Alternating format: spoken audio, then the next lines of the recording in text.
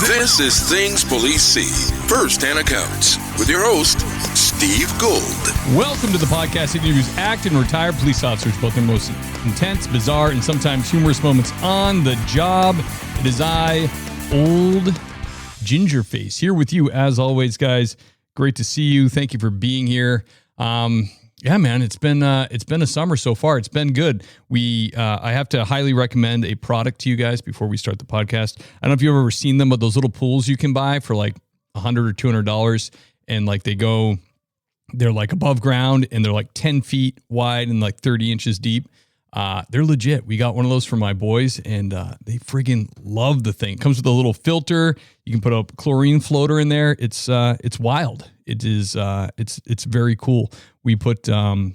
Fortunately, we put it in the shade in our yard, so it is like 60 degrees. So I went out there. I got home from a road job, and I went back in the backyard, and their lips were purple. But yeah, man, I highly recommend Intex Pools, I think it's called. More importantly, don't forget to support our sponsor. Check out ProForce Law Enforcement. Got the hat on right here. They have really good merch, and also guns and gear that you want for being a copper. Great prices. The link in the show notes will bring you to a special landing page where you will get really discounted items. I mean that. Check it out. Don't take my word for it. Go and check that out. Excited for today's guest. I've been eyeballing him for a while online. We're in a mutual group chat of a bunch of coppers in there that have podcasts and do social media, and I've just been trying to slowly pick them off one by one, drag them into Things Police See as I can. And he was very kind to respond. He's got quite the moniker attached to him. Most complained about NYPD police officer in history, if you ask the Civilian Review Board, which I like. He was, before he was a copper, was a U.S. Marine. Then he did 18 years NYPD, retired a lieutenant, and hosts the podcast New York's Finest, Retired and Unfiltered. Who I'm talking about is the great Eric Dim. Eric! Hey, how you doing, brother? Thank you so much for having me. I appreciate it. And by the way, you're not the only ginger one here. So all right, you got another one in the room. I like it. We got to stick together, man. Every time I see ginger kids, I'm always like, "Where are your sunblock?" And the parents always chuckle. It's like my little dad joke. It's funny in saying that you talk about sunblock because I got this app now. I don't know if you heard about it. It's called Yuka, Yukka. It destroyed my life because you scan all the items and it tells you like what's bad for you. And then now I go to the grocery store. I can't buy anything anymore. You scan it, even sunscreen. Like, this is bad. Dude, like, everything's terrible. Sunscreen's been blowing my mind for so many years, and I always ask my dermatologist, I'm like, is it good or bad? Is the sun good or bad? Is the sunblock giving me cancer? Because I've had a bunch of skin cancer, and my mom like lathered me up. I never like even really peeled or blistered from the sun, but still I've had melanoma twice. And she's pretty honest. She's like, listen, it's got some stuff in it that's not great. She said, but it really does help to keep the mutations down in someone like you and whatever she said. So it's not the best, but she's like, it's better that you use it than you don't. But at the same time, I'm like, yeah, she is like a dermatologist. Like this is like their thing, you know? No, I hear that. Listen, I know that's family, but I don't have too much trust in doctors, but when it comes to sunscreen, that I always hated being the guy that looked like Casper, put all the white stuff. So I just wanted to brave through it. I knew my limit, like 30-minute intervals. All right, 30 minutes, I'll put a t-shirt on. Yeah, me too. Absolutely. Eric, I understand we're doing this. Amazing technology here. We're doing this interview and you are in Alaska. Oh yeah. Listen, I'm a New York City guy. I grew up in New York City. I was a New York City kid, but when I retired, September 2022, my wife and I, we sold all our stuff. We donated half our stuff, including our house, and we jumped into RV. And so for the past 3 years, some could say we live everywhere, or some could say we live nowhere. So right now, I'm in the 49th state of Alaska. It's awesome. Dude, that's unbelievable. What is, and you guys drove there? Yeah. What is that road like, dude? I've seen it on a map, and that's about it. That's a great question. So, most New Yorkers make the drive to Florida back and forth. That's kind of like, if you're in New York, you have to do the drive to Florida. Oh yeah. That's a smooth ride. This ride, I'll never forget. I'm driving, up through Canada, through British Columbia, and you get through the Yukon. And then as I started to go through some stores and I see shirts says, I survived the Alaskan highway. And I'm like, what is this? Uh-oh. Guess what? I heard that shirt's important because it gets crazy. It's wild. It's bumpy. It's gravel. It's mud. I mean, by the time I got to Alaska, my RV looked like it went to war. Dude, yeah, that's sketchy too, because you can easily break an RV axle. Like, they're not all that heavy duty. You would be screwed up there. Yeah. I was stopping maybe every hour just to because I was panicking. I was getting anxiety. Like, oh my God, it's to make it. So I kept pulling over. I was checking everything. And, my wife was totally oblivious to it. She's like, it's fine. I'm like, I don't know. It didn't sound too good. Yeah, man. We made it. Dude, so how long a stretch would you go on that road without seeing a house? Oh, once you hit British Columbia, there was a couple of days where I didn't see anything. I saw one bear. I saw a bear on the side of the road. We got out. We were taking pictures, and the bear paid no mind to us. But there was a couple of days I wasn't getting any service. Thank God for my Starlink. But even with that, I was having some trouble. So it was just nature. Just nothing. Nothing. Damn. I wonder if did the coppers up there even go out there? They might pass through there once a week or something.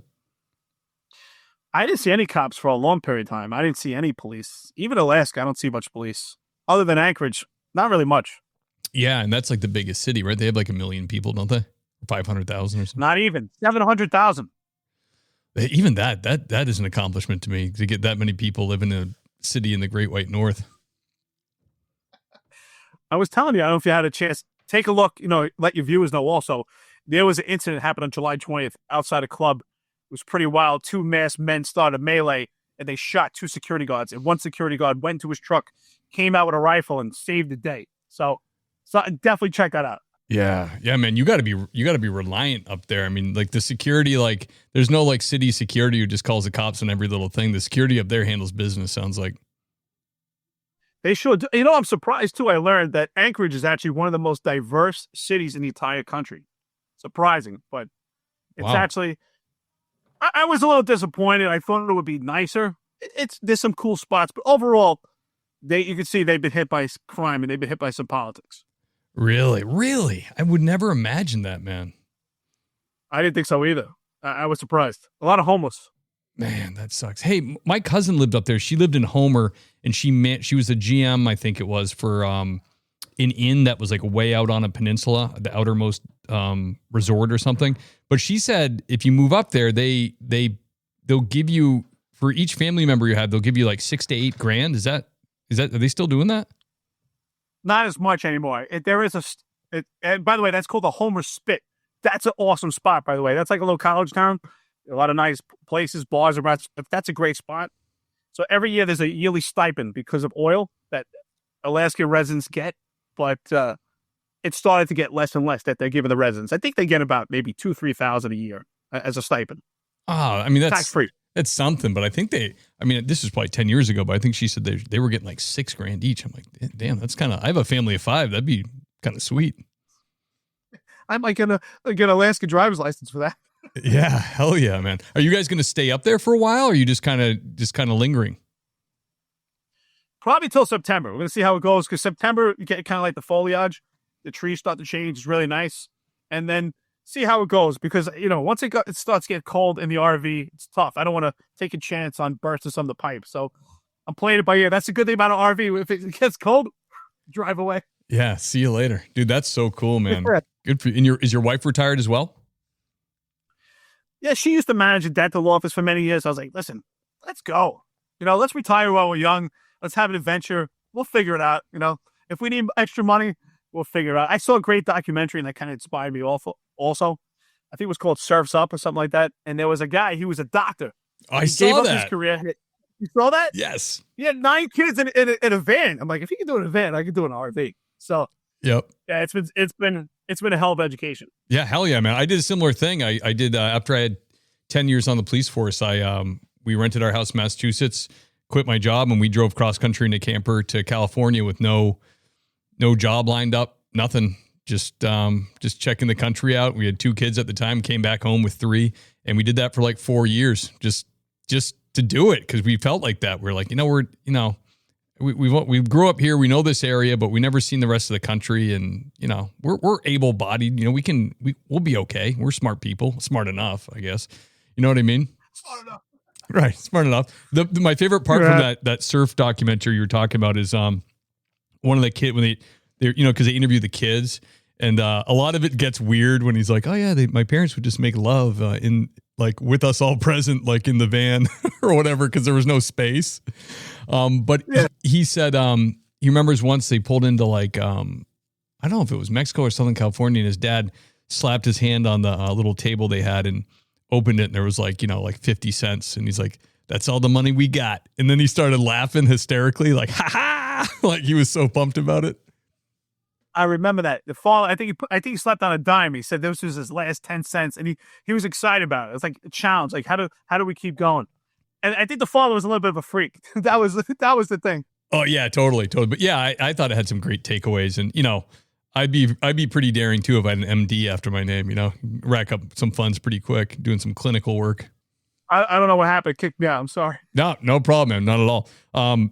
Let's get into the questions, bro. Let's get into your career a little bit. Can you go way back to when you were young patrol officer to the first hot call you went to, the first call that really gave you a little bit of an adrenaline dump? Oh, that's interesting actually. It was an adrenaline dump, but it was funny at the same time. So I'll never forget. It literally was my first day out of the police academy, walking a beat, walking a foot post. And at the time, I was walking an area called Park Hill. So it's a private development, but it's run like city housing. It was a rough area. It's where Wu-Tang Clan is from. Okay. So it's in the confines of the 120 precinct in Staten Island for the NYPD. It was my first day. And I'll never forget, it was with a couple of other rookies. We're walking a foot post. And here comes a big truck. And it was a couple of plainclothes warrant guys. They came out, whipped out their shields. And you're a brand new rookie. You're in uniform. And you're kind of excited. Like, these guys are coming to me.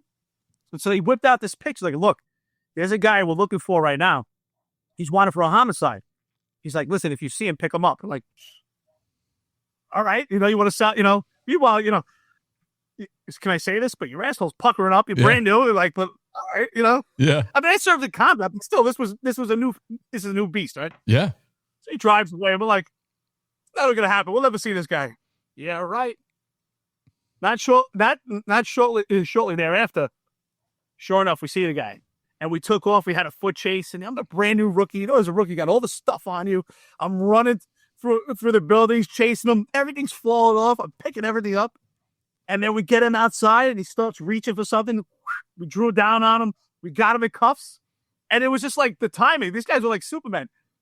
They swooped in. They picked him up. They're like, thanks, kid. He's like, I'm going to put you in for the assist. They drove away.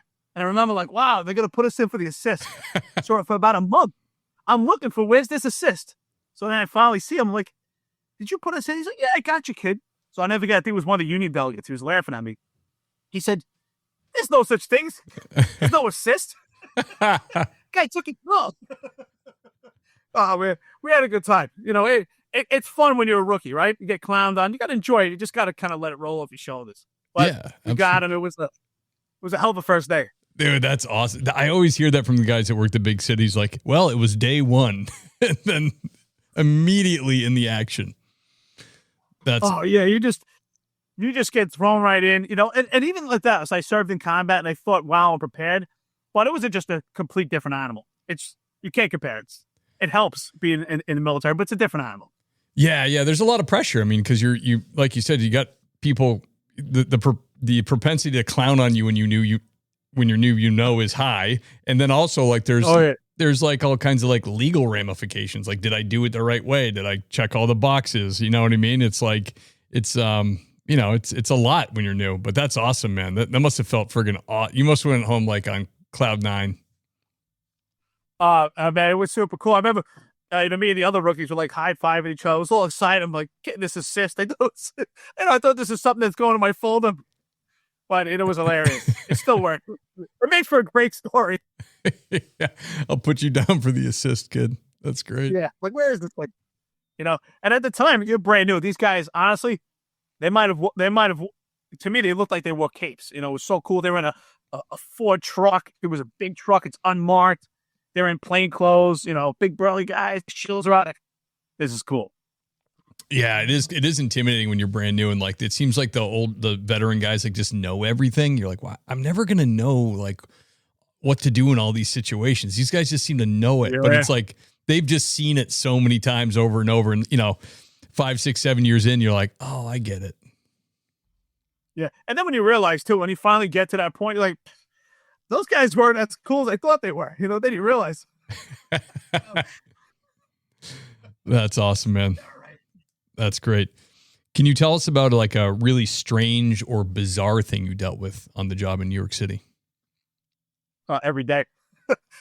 Every day was bizarre. I mean, there was wild. Of course, I would say what was bizarre. One time we had a call. And, I was kind of new at the time also, doing patrol. And we got a call that a woman was in distress. And I'll never forget, at the time we're knocking on the door and nobody's answering the door. I'm like, what's going on here? But we hear screaming.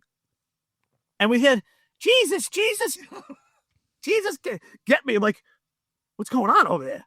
Nobody's answering. I sent one of the guys, go check the back. We couldn't get in. So I remember we busted the door. We got in. And there was a lady. She was butt naked. And she was like, how like when you're a kid and you do like the angel thing in the snow? Yeah. She kept doing that. And there was blood everywhere. I'm like, oh my God, what the hell happened here? And she's screaming, Jesus did it to me. Jesus did it to me. I'm like, you realize you have somebody that's emotionally disturbed. It's like, what's going on here? I'm looking on her body. I'm looking for cuts. I can't find anything. So one of the guys said, I got her. Started to walk around. And then I went to the bathroom. And I just saw a couple of tampons. And there was blood everywhere. I'm like, oh, okay. I see what we got here. Women be crazy on their periods, right?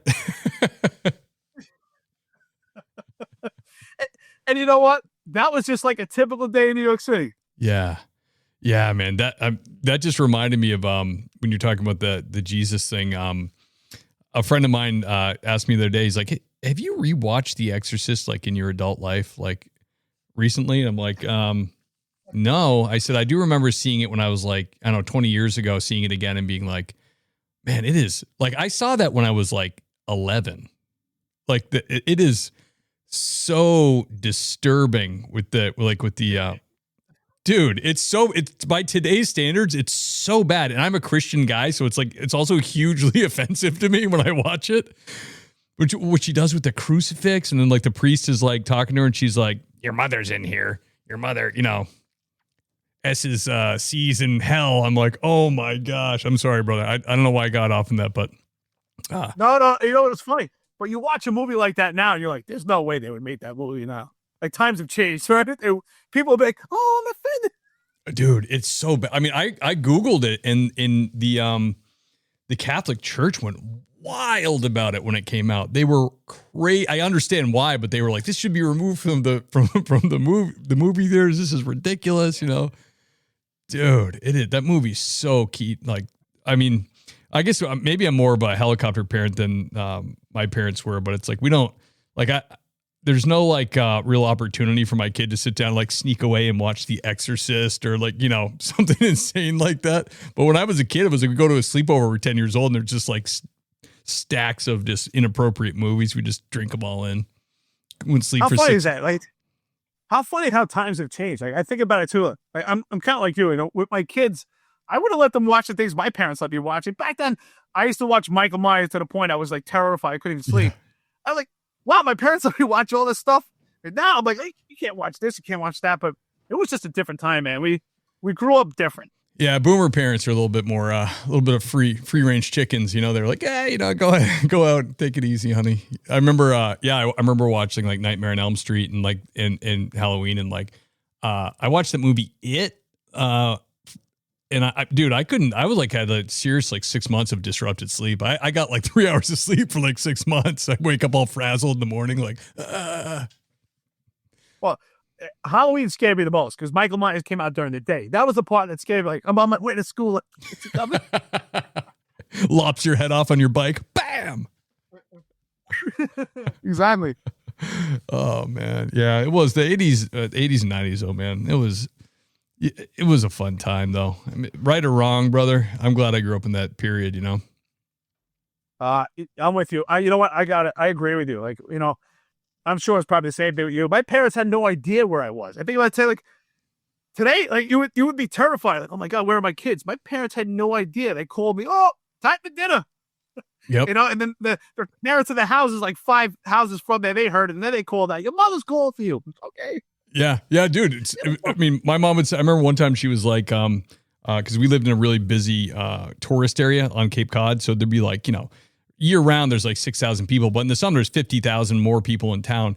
And she's like, I came home at like when it was getting dark for supper on my bike. I'm like 10. And she's like, oh my goodness.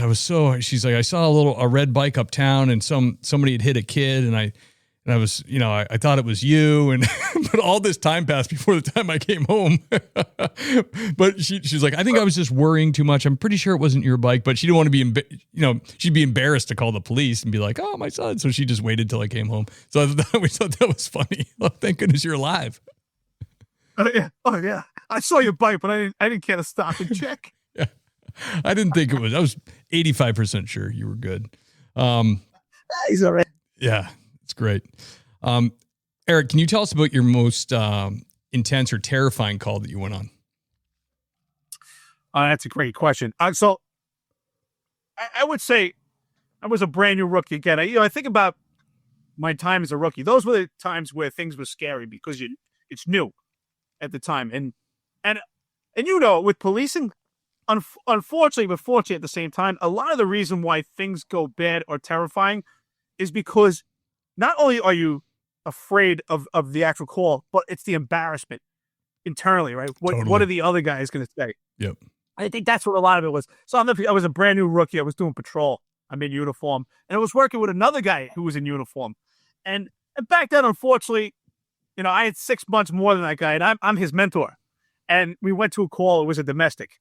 And I never forget, we get into this house, and it was a husband and wife. And the wife went upstairs, and she said, oh, my husband's over there.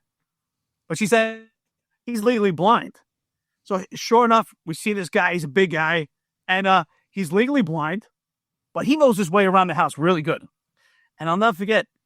So we're trying to figure out what's going on, but he ran into this kitchen, and it was kind of like those real narrow kitchens, and there was no way out on one side. So it's almost like you get to a cul-de-sac, right? You get into this kitchen, and it's just very narrow. And I chase him into the kitchen, and he's at the end. He opens up a drawer, and he takes out a knife. And I'm brand new now. And now we're locked eyes. I'm in this small confined space with him. And he raises the knife up, and I'm like, drop that effing knife. Drop that effing knife. And I'll never forget, to this day, it's amazing how your training kicks in. Because I took out my gun almost like it was Dirty Harry. It just came out so smooth. My gun came out, and I'll never forget just thinking about now how much worse it is. In my head, what's going through my head, oh my God, this guy is legally blind. He's black. I'm a white, brand new cop. And if I have to shoot him, this is bad. And at the same time, I'm giving him directions to drop that knife. And I hear the other rookie that's with me, I won't give his name, but he screamed on the radio, asking for help. And I'm like, don't worry, I got it. So, of course, this is what I talk about embarrassment. I don't want the other guys to know what's going on, So I get on the radio. I'm like, don't worry, everything's under control. Meanwhile, when I keyed off the mic, I'm shitting my pants. I'm like, oh my God. Finally, I got him to get distracted, and I pepper sprayed him, and then I tackled him. So that was a real close call, to the point where I actually had my finger on the trigger. I'll never forget, because I always preach, keep your finger off the trigger. I had my finger off the trigger. Thank God I didn't have to do it, because I knew the optics would have been pretty bad. Yeah, man. Yeah, you went way beyond what you had to do too. I mean, I noticed that when I went to California, people were getting shot by the police all the time. But I think they really lived and died. They're a little bit different than like the East Coast, Northeast. Like if they could, they would. Like if you had a gun and you were like 20 feet away, they're like, "What's up?" Bop bop bop bop bop down. But it's funny when I hear Northeast guys and East Coast guys talk about stuff like this. And this is all anecdotal, but it seems like on the East Coast, a lot of times we go a little bit further to try to like muckle them or do something different rather than just light them up right away. I can't agree with you more. I think, and again, I have to agree with you. Mine's anecdotal experience also. And I think that when it comes to that, I think in the Northeast, because of optics, because of the media, I think that we have a far more restraint. And I do think that we're less likely to resort to pull the trigger than other places. Now, don't get me wrong. And this is why there's a difference between which I always say is law, inspired by man, and law that's inspired by morality. Because could I have pulled that trigger and shot him? Yes, I would have been justified. But morally, I knew that I could have taken steps to not have to fire that weapon. Yeah. And that's what it is, right? There's a difference in justification. I do think there's a difference between man's law and morality. Yeah. Yeah, I would say the same thing. I would call morality like God's law, the morality we get from God. Absolutely. Yeah, you're right, man. And that's, it's a real shitty situation to be put in that as a cop too, where you're like, some guys they'll just be like, you know what, I'm going home and I'm not going to put myself out there at all. And I'm just going to drop the hammer, and end this thing. But, you can definitely sleep better at night knowing that you did as much as you could not to do that. I think that's what people want out of their cops, ProForce Law Enforcement, the best damn cop shop in the nation, whether you're purchasing for an entire agency or you're an individual officer looking to buy firearms or duty gear. These guys are the best in the biz. ProForce has law enforcement exclusive pricing and is the place to be buying your guns and duty gear. They carry all the top industry brands, and the guys and gals that work there understand exactly what law enforcement officers need. Special discount link, tps.proforceonline.com. It's deeply discounted items just for the listeners of this show, or you can go to proforceonline.com and shop the whole place. Place is unbelievable. You can also visit Prescott, Arizona in person or Brea, California in person to get hands-on with the gear. All the contact stuff is in the show notes. Thank you, ProForce. Well, I think that's what it takes, right, is being a good cop, right? And I would always say that's the difference, right? I think it's honorable to be a police officer, but the ultimate goal is to be a cop. And I think that is what justifies and legitimizes being honored and referring to yourself or other people considering you a cop by humanizing other people and actually doing what's right by morality rather than what you can by law. I mean, in almost 20 years experience, I ran plainclothes units, Anit-Crime as a sergeant and a lieutenant in an active precinct as a uniformed cop. And I never fired my weapon. And I could think of countless times I could have been justified to pull that trigger, and I didn't. Now, I'm not saying there are cops that have been involved in 2 and 3 shootings where they had to fire, and I'm not saying they're wrong. Right. But for me, that was one of my goals, to not have to fire unless I have to, by exhausting every means possible as a last resort. Yeah, absolutely. Yeah, it doesn't mean they're wrong. Every situation is so different. But yeah, man, and that's on the flip side, it takes a real special person to, like, I don't know, safely navigate that. Like, because now we're seeing, like, on the news, we'll see, like, people, like, cops running backwards away from somebody that has a knife that's chasing them, or, like, so there's like a fine line of, like, all right, well, at that point you got to shoot them. You know what I mean? It's a tough decision to make. Well, I'm glad that you mentioned that, right? So I talk about this quite often, and we see it predominantly in blue cities across entire America. And there's been this, and it's actually globalization, right? It's the entire world, but predominantly America. We look at it nationwide. There's been this target to hire meek, timid, and docile. And this ideology is that they'll work to engage, right? It's also falls under the blanket of DEI. And to me, it's also further movement in abolishing law enforcement altogether. And if you're an alpha male or an alpha female, you're probably not getting the job right now. Yeah, I saw that. I mentioned before in the show, but I saw that when I was at doing backgrounds for LAPD officers, where, like, some old school coppers were background guys, and they were really concerned, and so was I in some cases, with the guys that never played contact sports, never been in a fist fight or a dust up, and they used to fail them on that. they used to like the BI, the background guy would go to management and say, like nothing like real disqualifying in his past, but X, Y, and Z. The kid's just not, he's not tough enough or whatever. He hasn't lived a life maybe. And they would take that and say, okay, next. But at that time they had, 5,000 people in the queue that wanted to be cops. And then when I was there, it was like, well, we should really start moving away from allowing more marijuana use and up the amount of times they could have used coke. And, it doesn't really matter that they live in their mom's basement and they've never been hit in the face. Like, academy, they would say academy will give them all that.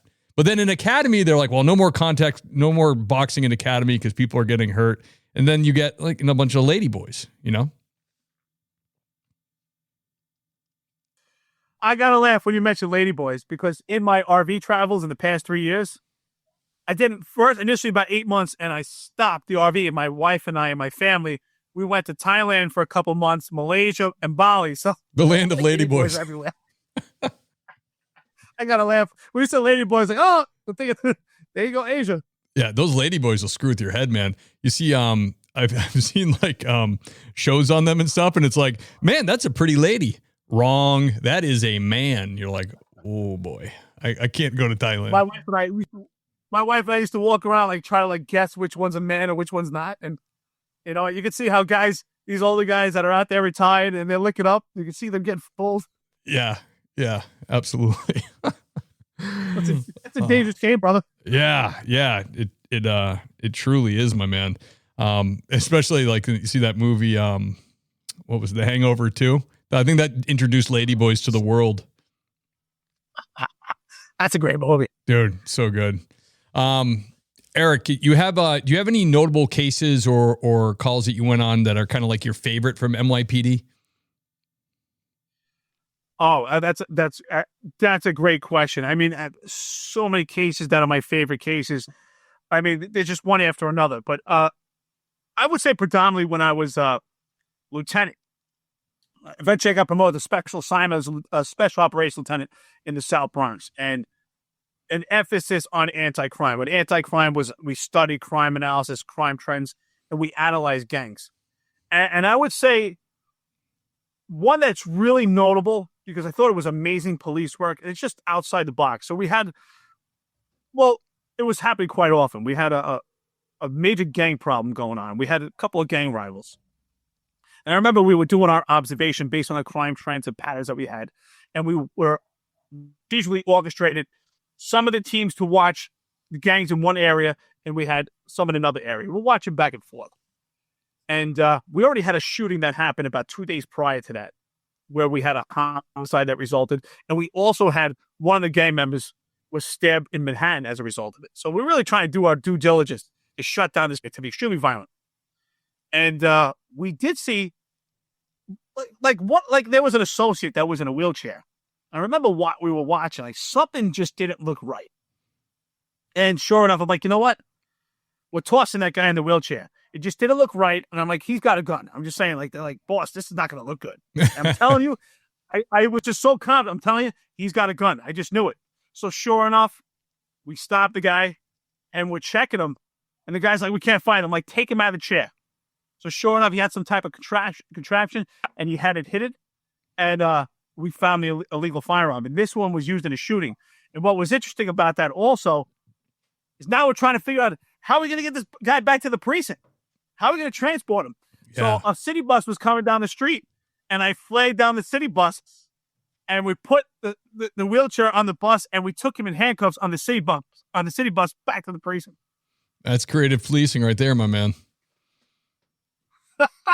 Dude, you put yourself out there with that because you were probably the whole time like, oh, there better be a gun in here. If there's no gun, this is going to look terrible. Oh my God. The whole neighborhood was up in arms. They were screaming, yelling. It was almost going to cause a riot. I mean, we got this guy, we took him out of the wheel. Am I freeze again? Yeah, I got you back. You said you took the guy out of the wheelchair? Oh, yeah. So, and this is my message to cops out there is that based on your observations, I mean, we get so good at it. You have to just be confident in your assessment and you have to follow through. And unfortunately, you're fighting optics, But you know what? You have that confidence. It's something that you do day in and day out. You have to follow through. And you know what? You never know. We get so good at it of making these observations, and we're not always right, but for the most part, we're pretty damn good at it. Yeah, sounds like it, man. Damn, I love using the city bus too. Yeah, what did the bus driver think about that? Were you on her route, or did you have to reroute her or him? We were laughing. Well, it was a male bus driver, and he was coming down the street, and I was like, "Listen, I had to commandeer that bus. We put him on the bus." He was laughing. I was like, "Oh, I appreciate it so much." I'm like, can you give me your information? I'll write you up for a medal. Put you in for an assist. He was super cool. It was super. I got another great story, if it's okay, if you got time. Oh, hell yeah. Sure. Yeah. So one of the low-level crimes that actually facilitated numerous shootings in the South Bronx was street gambling. Probably something you've probably seen also. Guys rolling dice. So it's a low-level crime, but it would lead to illegal firearms that were involved in shootings. So we had behind the precinct in the South Bronx. I worked at Police Service Area 7. We had a group of guys gambling. I'll never forget. We grabbed the guys, and one of my cops was trying to put cuffs on a guy, and we didn't have enough cops. We were outnumbered. So I was holding 2 guys, another guy's holding 2 guys, and this guy managed to take off running. And I remember I'm holding a couple people in custody, and I'm watching 3 of the guys take off at this guy. And a couple of blocks, he's still in my sight. So I'm standing there. I look at the cops. I'm like, "You got him?" They said, "Yeah, we're good, boss." So I took off running. So at some point, I get to the corner where there's a cab driver sitting, and I said, open the door. I jumped in, and the guy's got about 3 blocks up, the perpetrator. So I jumped in. I said, "Go, go, go, go!" And the guy's looking. He's looking over his shoulder at the cops. But I was managed to get out of the car. He didn't see me, and I jumped in the air like Superman, and I tackled him. And I never forget, we got him in custody, and the cab driver was like, "Yeah." So it was a cool experience. That's awesome, man. And what rank were you when you were doing that? Sergeant? No, that was as a lieutenant also. Wow, really? Was that like a big deal? Like, oh, the big dog is chasing somebody down here?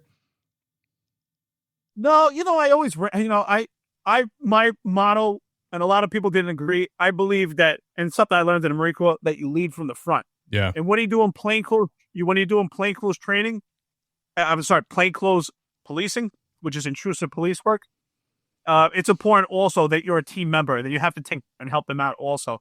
And sometimes you got to get your hands dirty and you have to help the guys out. Sometimes, yes, it's more beneficial that you kind of sit back and watch the whole scene, but sometimes you have to jump into. No, man, I love that. That's fantastic.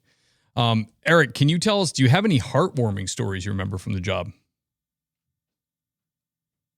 Oh, absolutely. Absolutely. Well, there's a couple of stories, but one in particular, there was a woman, I never forget, it was an extremely hot day. And we were doing plainclothes work, intrusive police work. We're looking for firearms.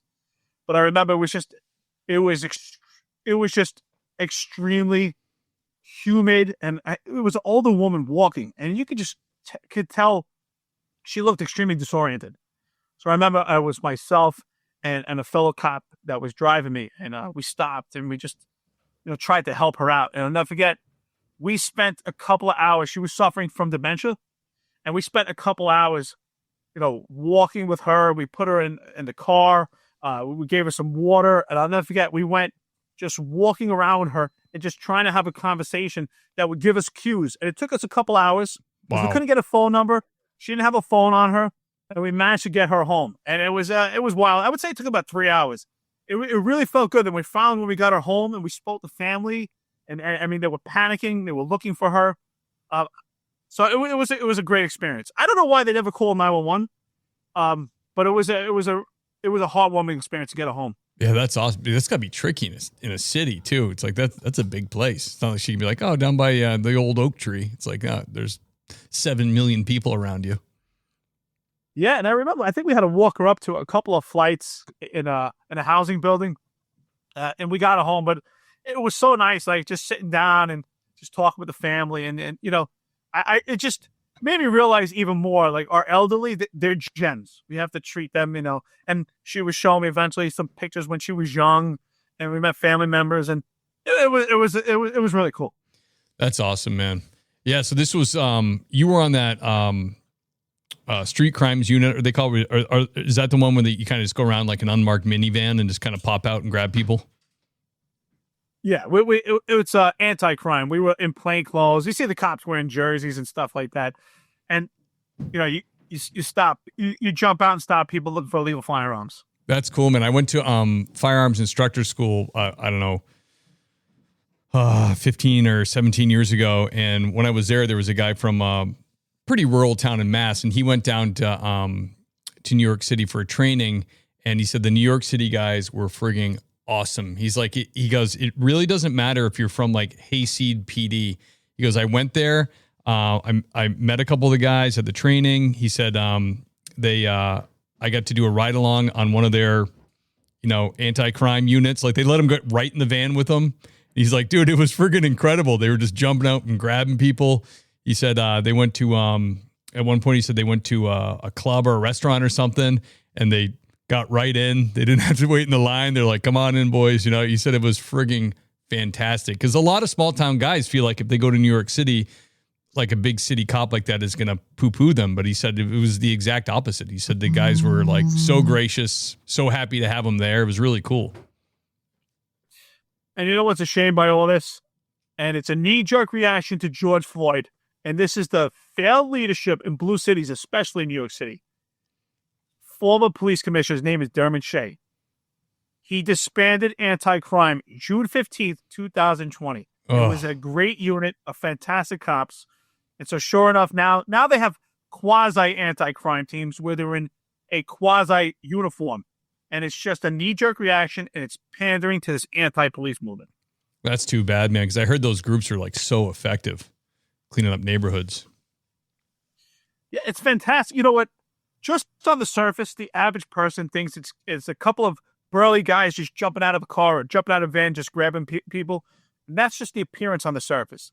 But what goes underneath is you have cops that have a great eye for police work, great observation skills, the ability to study crime trends, crime clusters, to know the names of every gang member, to know when they were arrested, to know their family members, to know where they associate, to where the opposition is.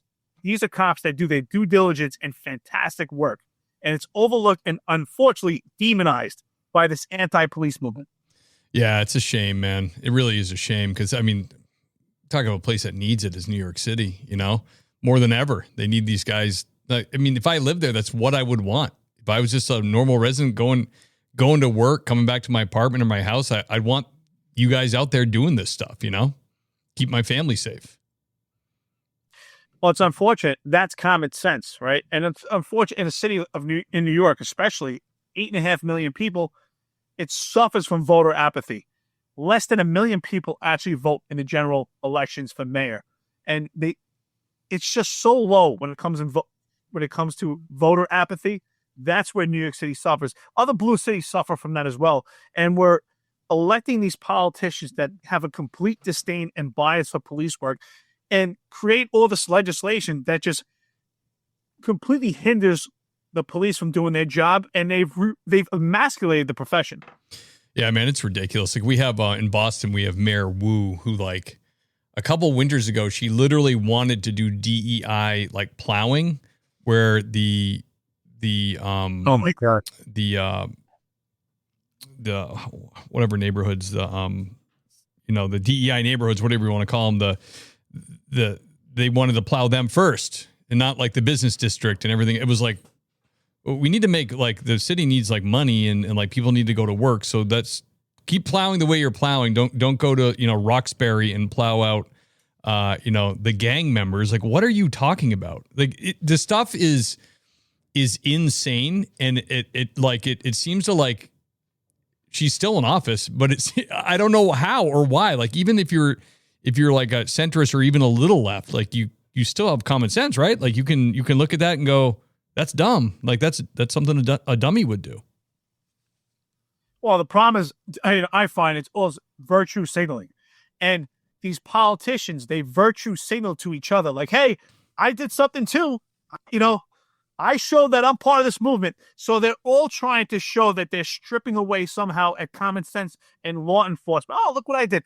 And unfortunately, and I'm sure that city's the same, Boston and blue cities in Massachusetts, especially Massachusetts, which is extremely liberal, probably even more than New York.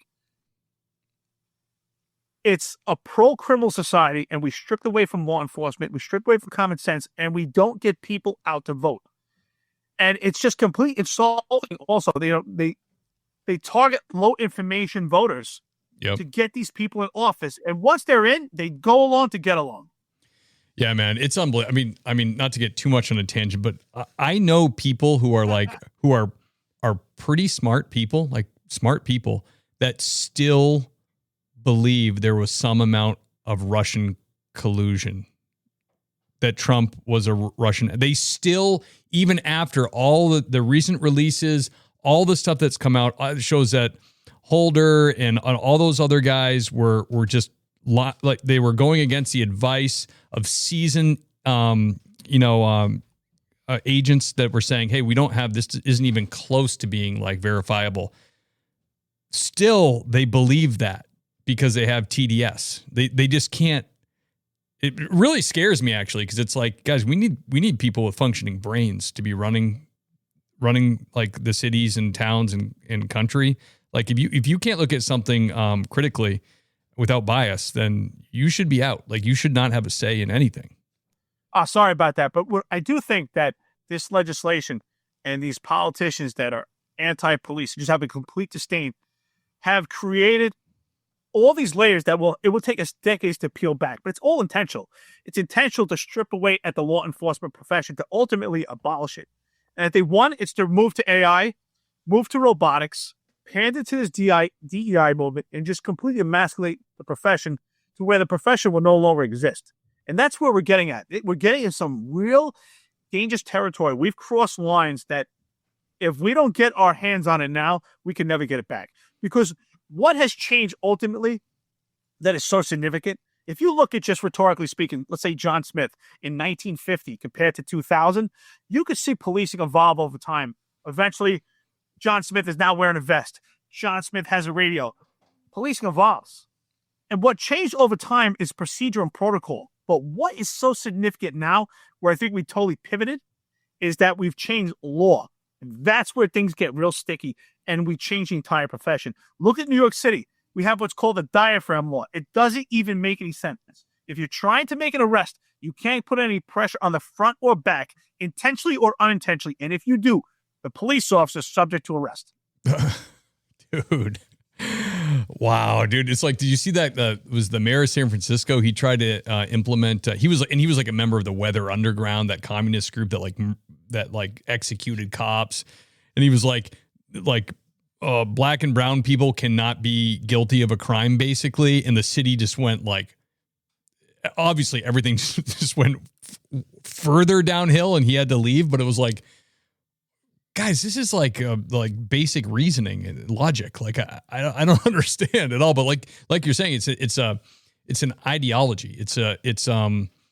And as a Christian guy, I always say, like, it's not, if you don't worship God, you're going to worship something, and they worship their ideology. They worship the things they come up with are it's their identity. You can tell because I can argue with another conservative about, like, say something. I don't like a conservative politician or whatever, and I don't love them all, and be critical, and they can like listen and be like, yeah, but what about this, and blah blah blah.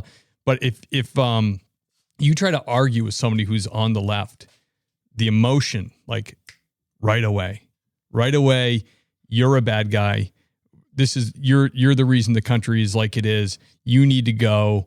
I need to get you fired from your job. Like the contrast is so stark with the emotion and the ideology they're married to. It actually frightens me to think about. Oh, you're absolutely right. You're spot on, because what we see a difference, and we see a complete dichotomy between the left and right.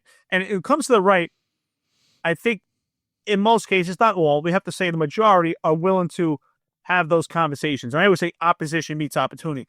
But what we see on the left is we see immaturity, and we see completely driven by emotions and that vested interest into personalized feelings. And what happens when you're in opposition? What do we see from the left? We see smear attacks. We see complete cases of defamation. So that's when we have opposition on the left, right away we see personalized attacks. And that's where I see the difference. Yeah, those ad hominem attacks where it's like you're arguing policy or issues, and all of a sudden, everything you said is invalid because I've deemed that you're a racist, or you're a classist, or you're a sexist. Like whatever ist comes to mind, they can use. That's what you will be, and now your argument is totally invalid, and they have somehow won the day. And that's really how they see it, from the smartest to the dumbest of them. That's how they see. That's how they see the world, and it's very communist. It's, you know what I mean. It's a very like, if I'm sure you've, like, you know about the Red Square in Mao's China and all that. It's like right there. That's what it is. It's the slow programming of these people through our universities, and it's really, really coming to a head, and it sucks. It's funny you said that. I read all about that, Mao Zedong and all that. I was actually a history major in college, so nice. I had a great understanding for that. And it's crazy. I never thought we would get to this point in this country, but you look at New York City particularly, we have a potential candidate for mayor. His name is Zohran Mamdani, and he's running completely on socialist ideology. And what's unfortunate about that also is who's also in the race, former Governor Andrew Cuomo and Eric Adams, who's running a complete corrupt enterprise in New York City, also have socialist ideologies. They call it something else, but we have a complete socialist side of Democrats in New York City. And it's getting to the point where it's so desperate that New York City is just completely falling apart. And no one's actually looked at the Republicans, and the Republicans are not making the proper push. So we see this complete just an epic fail of politics, and this ideology of communism. I mean, look, there's an old saying, right? You give a mouse free cheese, and they get caught in the mousetrap. And you have to ask yourself why. Why they get caught in that mousetrap? Because it's not really free. Right. Yeah. 100%, man. Absolutely. Yeah. Too many feelings, brother. Too many feelings. Trusting your feelings. Like I said before, like you were saying, like morality. It's not to beat people over the head with the Bible, but the Bible does say, like, the heart is wicked.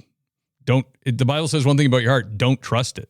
It says trust the truth and facts and reason with morality, not your heart or your feelings, because we have all kinds of feelings. Like, I have feelings. Like, you ever have a feeling like you're just having a bad day and you want to pop somebody? Like, that's not a good feeling. That's not a good emotion to follow.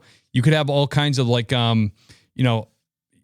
with that way of thinking, like, child molesters have feelings. Their heart's telling them to touch a kid. They really feel that deep down. They want to touch it. Following his heart, following his feelings. Is that good? No, we should fight feelings that we have like that. You know what I mean? Like, that's trusting your heart is like it's just like a child. It's like something, it's like childlike simplicity. It's just stupid. Well, that's another contributing factor to the upside world. Like, we've come to this point where we have to be diplomatic about offending a child molester and refer to them as people attracted to minor children. I mean, that's absolutely ridiculous. We need to put emphasis on these people are a danger to our children. This is absolutely ridiculous. But this is the ideology that we get. This is the ideology that we get in this country with these democratic socialist ideas that are complete opposition what it means to be an American. It's just everything is in opposition to the Constitution also. It's really sad we got to this point. But you know what? It really makes me think. You talked about telling the truth. And I want to ask you if you feel the same thing. I've gotten to this point. Now I've been podcasting for almost 3 years and in retirement. Never thought I'd become a podcaster. But I never thought I would get so much opposition by telling the truth. Telling the truth, let me tell you, is a scary thing. Yeah. It's a scary thing, because when you start telling the truth, you lose a lot of friends. And it happened to me. And you know what? You know what I say to those people? Goodbye. Obviously, you were never a friend before. Yep. Yeah. No, it's true, man. Absolutely. And especially now, like, I'm like an active cop, so it's like, you know how it was when you were a cop, but you kind of have to keep your mouth shut. Like, I can talk about big state, big national politics. No one really cares. But when it comes to, like, doing the job on a daily basis, the stuff the moral relativism you run into, where people are doing stuff and you're like, at that point, I'm just like, you know what? when I'm in uniform, I'm the arm of the law. I'm not gonna talk about my politics and all that, but my heart tells me like, the person needs to hear the truth from somebody because they're not getting it. And their life is falling apart because no one has had the balls in their family or in their sphere to tell them the truth about this particular situation. Fill in the blank. And it's really hard, dude. It's really hard to do, like in today's day and age, where you can't kind of confront people with that stuff because you won't be a cop for long if you do that. No, you're 100% right. And it's come to a point where people actually want you to lie to them, right? The truth is offensive. They want you to lie to them. And you know what? They say that only 2% of people speak out of a group. And it's unfortunate that's what we've learned. And I've learned that myself, that most people don't speak out. So with that being said, I think if we look at COVID, if we look at the pandemic in particular, a lot of bad stuff came out of it, but there's a lot of good stuff also, right? Because COVID exposed that this entire country, well, most of it was just completely sheep and we would just get along. And if this was experimental, and sometimes I ask myself, maybe it was, now it backfired because after that scandemic, no one is going to comply. If they try to come out with another pandemic, people are not going to comply this time. There will not be lockdowns. People don't want to listen to mainstream radio anymore. They don't want to listen to mainstream news because they've been lied to. It's podcasts like this, a podcast that myself and my partners, my team from the Finance Unfiltered are doing. Like, hey, brother, I lost you there when you're talking about the people from the podcast. I'm sorry. No. I was saying that COVID was a pivotal moment because now in post-pandemic life, yeah, there will never be a successful pandemic for politicians to make people wear masks, to close down restaurants, because people have learned, and people don't want to watch mainstream radio anymore. They don't want mainstream news. They want podcasts just like this with real people telling the real stories and telling the truth. Absolutely. You're absolutely right, man. Yeah, I remember during the pandemic watching in California, a California cop go and apprehend like a dad with his son at a park. They're like totally alone out in an outdoor space by themselves. The park is closed. I thought like, man, I don't think I could do that. Like that, I don't know how you do that. How you go grab a father and his son during the pandemic because they're probably losing their minds at their house and drag them away. It's nuts. I mean, just a total scam, right? People should be able to live their lives the way they want. If they're willing to put themselves in a risk environment to contract the virus, that's their choice. Let them live their life and let them make their choices. But this ideology that the government was going to make choices for us, anytime the government gets involved in your life, you're already on a bad path. You want the least amount of government intervention in your life as possible. This idea that the government is going to come save you, if that's the way you'll live your life, it's lazy ideology and you'll never grow. Absolutely. Yeah, I mean, I remember the beginning of the pandemic, and right at the beginning, they were like, one of the ideas I heard come out of TV, and the president was like, if this is a big thing, then what about like if you are like in a group that could be compromised, you could stay home, but everybody else, like most of America, should just go to work because like you're really not going to die from this thing. And I was like, okay, that I understand that. Like if you're afraid and like you really do have some comorbidities or whatever, that was only talked about for like 2 days until we went completely batshit. And I was like, whoa, what happened to the first thing? And they were like, no, that's over. We're complete and total lockdown. I was like, wow. And it's funny because a lot of people agree with that idea where they're like, okay, that might make sense to make concessions. And that would have cost us so much less money just to have the people that like had comorbidities that were in the workforce that just maybe had to figure out how to work from home than just shutting the whole country down. You know what I mean? Like that, it just made more sense if you're trying to be careful to do it. That first idea I heard than what we did. It just, I don't get it. Yeah, I mean, COVID was a point in history where government was an opportunist. It took advantage of people's vulnerabilities and of the unknown because people were living on fear, right? It was so at that point, it's a point of survival. Like, okay, if the government is telling you this, there's no knowledge of what COVID really is. And, they made it seem like it was mass death. At this point, they're preying on people's fear. But at some point, people are like, wait a minute, it's starting to see through the bullshit, and it's unfortunate. That's why if they ever try another pandemic, I don't think it will have the same success as it did before. Thank God for places like Florida, Texas that stood strong. And hopefully, God forbid, they try to pull that shit again, the entire country will band together and say, we're not doing this. You fooled us before, but not again. Yeah, I think you're right. I think that is, it's, the bell's been rung. You can't unring it. It's not going to happen again. People are going to be like, yeah, thanks for the suggestions. I'm going out. Eric, popular question on the show. A lot of people listen to the show are like in backgrounds or think about applying to be police. They hear you guys and the men and women of law enforcement tell their stories, and you truly do inspire them to go ahead and do it. So what advice would you give to people looking to become cops or just getting onto the force now? Oh, wow. Well, I would definitely say, honestly, if you're in a blue city, I'll never tell you no. I'll never tell someone no. But I would be extremely apprehensive if you're going to get hired or engage in law enforcement in a blue city. Because once you put on that badge in a blue city, especially with the politics and the legislation that we're sitting right now, you are now closer to jail yourself. However, if it's just a passion, something that you've always wanted to do, then jump into it. But understand that right now the lines are blurred. And what the mission statement is for a police officer is far different than when I started the job. I started in January of 2004. And we could see, to me, the extreme pinnacle moment is 2018 when everything just went batshit crazy. And politics completely took over policing. There was always an aspect of it, but politics has infected and interjected policing.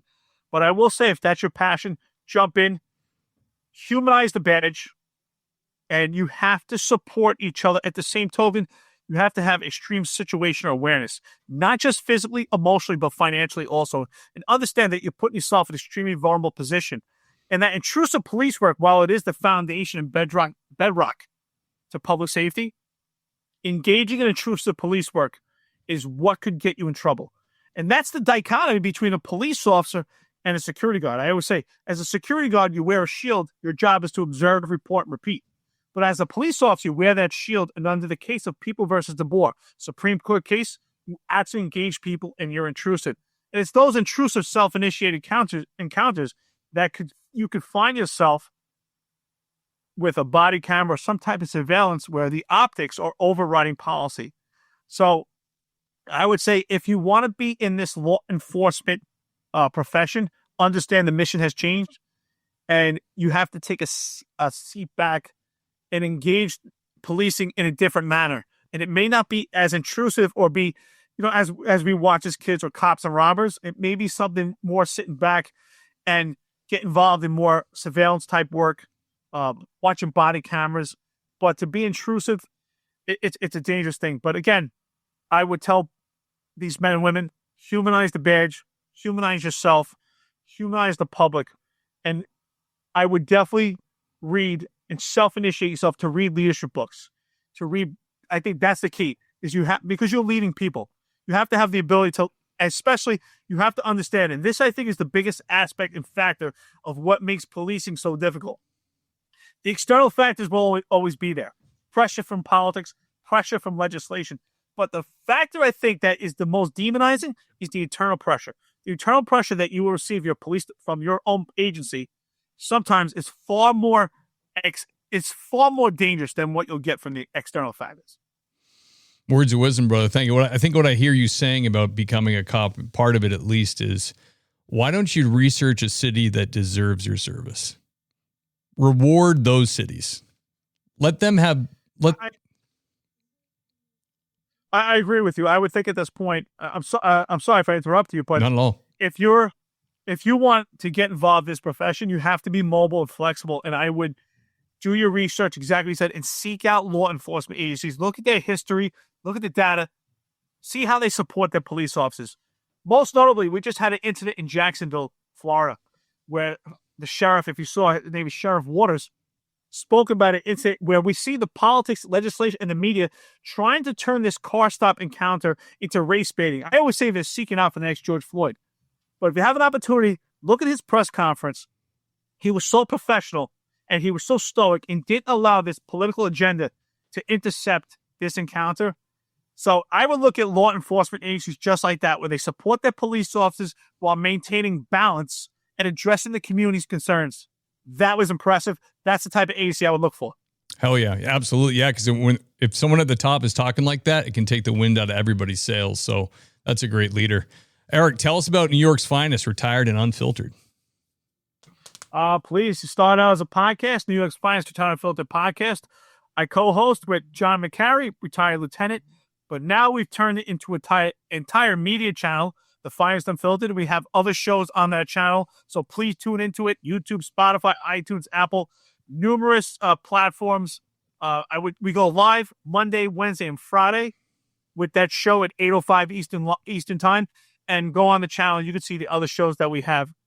All former cops with great stories, very educational and humorous at the same time. And we're exposing corruption in New York City, particularly with the NYPD under Eric Adams' failed administration. So please check it out. Hear our stories. And we have what's unique also is engagement, which we encourage. Engagement by our friends, listeners, and haters into the conversation, because opposition meets opportunity. Absolutely. I love it, man. And the links will be in the show notes. You guys can get right to Eric and his show.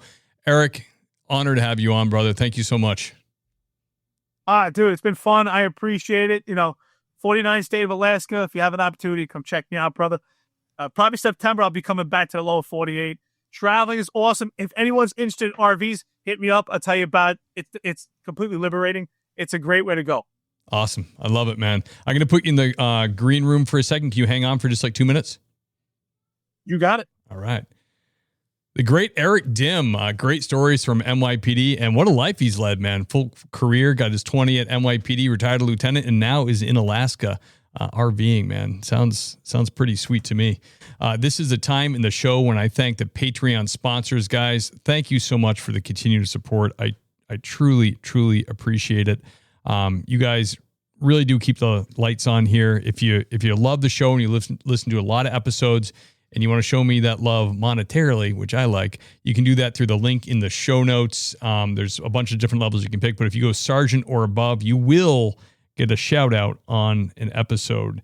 And who I'm talking about, these are the lieutenants, ladies and gentlemen, the great Andy Biggs, great and powerful Andy Biggs. Kyle Roberts, everybody. Kyle, thank you, sir. Michael Roach, Roach Machines, thank you. Michael, the great Thomas Connell. Now to the sergeants, Adam McMahon, Adam Mihal, Brad Thompson, Brett Lee, Dan Carlson from Burley Boards, amazing woodworker. Check him out on Instagram. Sherry Finch, thank you. Madam Clark LaCuff, everybody. Dave Ellman, you are the man. Dennis Carrasquillo, Doug and Kelly Newman, love you guys. Hope you're having a good time out west. Elliot Sykes, Gabriel Decknop, oh, thank you. The great Gary Steiner, George Cariotis, everybody. Greg Gadboy, Jackson Dalton, the Black Box Safety, thank you, sir. The great and handsome Jason Labrie, Jason Lau, John Jordan, John Shoemaker, John and Aaron Kate, love you guys. See you at church. Lauren Stimson, everybody. The handsome Lane Campbell, Lisa Gano, Marcus Johansson, everybody. Motor Cop Chronicles, Iceman from Motor Cop Chronicles, check out his podcast. Nancy Hammond, Paul Maloney, Raymond Arsenal, thank you, sir.